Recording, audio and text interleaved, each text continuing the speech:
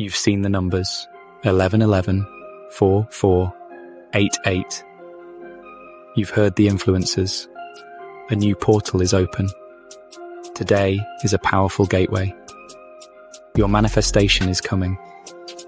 You felt the hope. You set your intention. You bought the activation. You followed the moon, tracked the signs, said the mantras. But deep down, something still feels off. Because you weren't out of alignment with your desire.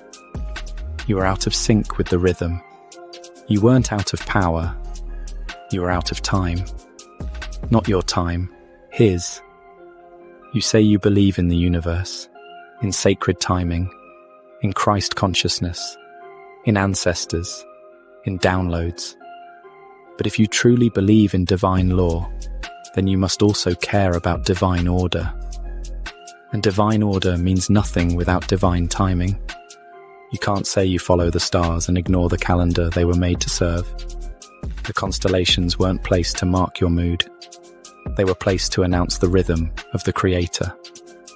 Let them be for signs and for appointed times. The heavens moved to his time, not yours. But man changed the calendar, and we followed it. Now we chase emotional highs labeled as spiritual growth, align with man-made dates, and wonder why we still feel stuck. We bought spiritual rituals like self-help subscriptions. We traded sacred rhythm for branded revelation. We got addicted to comfort and forgot how to test the spirit. And when the glow faded, we went looking again. Still empty. Still circling. Still waiting. But maybe it's not you. Maybe it's the timeline you're following. You've been living by a broken rhythm, and heaven's rhythm never stopped. The calendar of the Creator still exists. The Moedim, appointed times, still open divine portals. But they don't fall on 44 or 88. They follow the same pattern Christ walked. Not church holidays, not astrology charts, but the blueprint set at the beginning.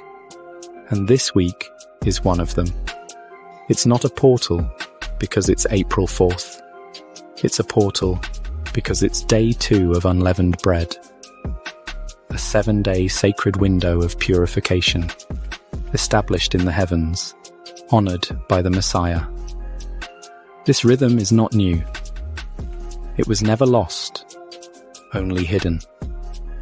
Between the 1800s and 1950s, the Spirit of Truth spoke through over 7,000 messengers.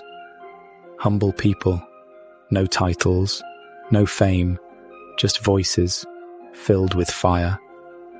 And they wrote it all down. They warned us. The rituals will grow louder, but my voice will not be in them. Many will speak in my name, but only those who walk in my rhythm will carry my light. Fanaticism will rise. Spiritual pride will blind. But I will awaken the remnant through fire and truth. If you believe in divine messages, then believe your ancestors received them too. The Third Testament is real. These messages are still available today. Confirmation from heaven that you're not crazy, you're just remembering. This is the literal blueprint to be like Christ. Not in name, but in rhythm. Not just in belief, but in walk. And this walk isn't about rituals. It's about rhythm. Not about status, but surrender. Not about another spiritual tribe, but returning to the family of the Creator. You say you want the new earth. You say love wins, but love doesn't win because we say it does. Love wins when we walk in the pattern of the one who is love. When we purify our inner world and align with sacred time. That's the rhythm Christ walked. And it's still alive. So if you've tried everything and still feel stuck, it's not because you're broken. It's because you're out of rhythm. Try divine timing. Try the modeme. Try the blueprint. Walk in the pattern. Step into the rhythm. And watch what opens.